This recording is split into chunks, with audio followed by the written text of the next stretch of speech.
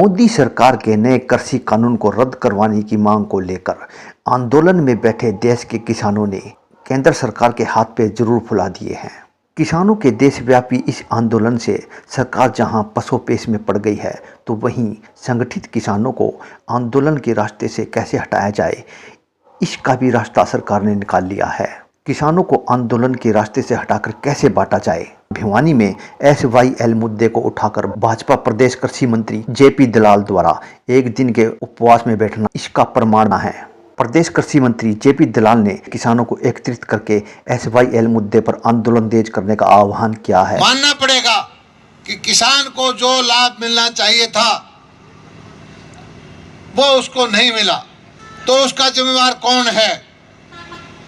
1973 से लेकर आज तक जो शासन व्यवस्था थी, और इसमें सबसे ज्यादा लंबा कालखंड है तो कांग्रेस का है, जो आज किसान हितैषी होने का ढोंग कर रही है। उन्होंने ही ऐसे नीतियां बनाई, उन्होंने ही ये मंडी व्यवस्था किसान के विरुद्ध बनाई। प्रधानमंत्री को मैं नतमस्तक प्रणाम करता हूं, जिसने नौकरी नहीं बेची, ईमान नहीं बेचा देश का। ऐसा प्रधानमंत्री मिलेगा? ये प्रधानमंत्री आम आदमी नहीं है, ये साधारण व्यक्ति नहीं है, ये परमात्मा के द्वारा भेजी ही गॉड गिफ्टेड है हिंदुस्तान के लिए। SYL हरियाणा की लाइफ लाइन है और ये मुद्दा बहुत पुराना है। जो हमारा भिवानी है, महेंद्रगढ़ है, दक्षिणी हरियाणा के लिए विशेष तौर पे SYL बहुत बड़ा मुद्दा है, हम सब के लिए बड़ा ज़रूरी है। समय समय पे ये आंदोलन हुए, लेकिन अब ये हमारे इलाके को पानी मिले और इस बात को सारे हरियाणा में ही इस बात को मान्य, और पूरे प्रदेश में आज ये धरने का प्रोग्राम किया गया है। मोदी जी जब प्रधानमंत्री पहली बार बने 2014 में, सबसे पहला उनका लक्ष्य था, घोषणा थी कि मुझे 2022 तक किसान की आमदनी को दुगना करना है। और उस दिशा में ये कोई घोषणा नहीं थी, एक एक कदम चल के पहले दिन से शुरू कर दिया उन्होंने चलना। यूरिया का ब्लैक मार्केटिंग होता था, उस पर नीम का लेपन करवाया। हजार करोड़ रुपया सब्सिडी का जाता है भारत सरकार का यूरिया को। अगर सब्सिडी डाले तो ये 270 रुपये वाला कट्टा 1200 रुपये का बिकना शुरू हो जाए। पानी की बहुत सारी सुविधाएं दी, खाद बीज की उपलब्धता बढ़ाई, मिट्टी में हम ज्यादा खाद डालते थे, सॉइल हेल्थ कार्ड बनवाए, सॉइल टेस्टिंग लेबोरेटरी खुलवाई, और फिर देखा कि किसान को जोखिम हो जाता है, कभी कुछ हो जाता है, कभी कुछ हो जाता है। सारी मेहनत के बावजूद भी वो अपनी उत्पादन करने में कामयाब नहीं रहता।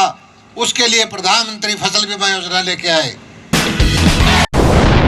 और खासकर मेरा जिला, जहाँ के किसान प्रगतिशील हैं, जागरूक हैं, अपना हक लेना जानते हैं, यहाँ के किसानों से यहाँ के सरकार की किट्टी, भारत सरकार की किट्टी 100 रुपये गई है, तो भिवानी में 140 रुपये बटा है, और ये विरोधी भाइयों का मुंह बंद हो गया है। हरियाणा का SYL का पानी है, उस पर चर्चा ना हो और उस पर मैं चुप रह जाऊं, ऐसा मंत्री रहने का मेरा कोई लाभ नहीं है।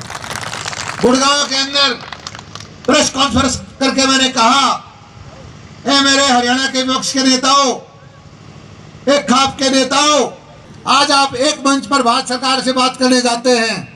हमारी आपसे हाथ जोड़ के यही प्रार्थना है कि आपके मांग पत्र में एक लाइन हमारी भी लिखवा दो। हरियाणा जिसपे सारा हरियाणा की जिंदगी टिकी हुई है, हमारी आगे आने वाली पीढ़ियों का अस्तित्व टिका हुआ है, उसमें यह लिखवा दीजिए कि चर्चा जो है सभी मुद्दों पे होगी और उसमें SYL का मुद्दा भी जरूरी है। मुझे सोशल मीडिया के माध्यम से गालियां मिली, गोलियां मारने की धमकी मिली, और इन नेताओं ने मुझे कहा कि आप आंदोलन को तोड़ना चाहते हो, दो फाड़ करना चाहते हो। हरियाणा के किसान की एक मांग रखने से अगर आंदोलन टूटता है तो टूट जाए, अगर आंदोलन टूटता है तो टूट जाए, अगर आंदोलन टूटता है तो टूट जाए, मुझे कोई इस चीज की चिंता नहीं है। और ये कांग्रेस के नेता, इन लोग के नेता जो कस्सी उठा के सड़क खोदने गए थे एसवाइएल के पानी के लिए, आज वो कहां हैं? आज वो क्यों नहीं मांग करते कि हरियाणा को एसवाइएल का पानी मिलना चाहिए? ये सही है कि इस चीज का फैसला भारत का सुप्रीम कोर्ट करेगा, लेकिन सुप्रीम कोर्ट में करते करते करते करते 40 साल हो गए, पाकिस्तान को हमारा पानी जा रहा है। आप सारे पंचायती भाइयों, किसान भाइयों, संघर्ष के लिए तैयार हो जाओ। अभी प्रेस वाले पूछ रहे थे कि क्या ये एक दिन का रहेगा उपवास? आप लोग फैसला करो, गांव गांव से कमेटियां बनाओ, किसानों की सारी मांगों का चर्चा करो, लेकिन खूब आदमी के पंचायत में फैसला करो कि पानी नहीं होगा तो और मांगों का हम क्या करेंगे। आप कमजोर नहीं, बहादुर कौम हो। सेना में हरियाणा का हर 10वां सैनिक है, घबराने की जरूरत नहीं, इन सत्ता के चाटुकारों से डरने की जरूरत नहीं।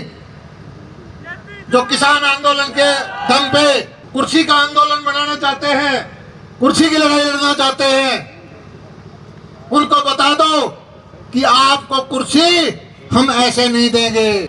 आज नरेंद्र मोदी जी के नेतृत्व में सारे देश का किसान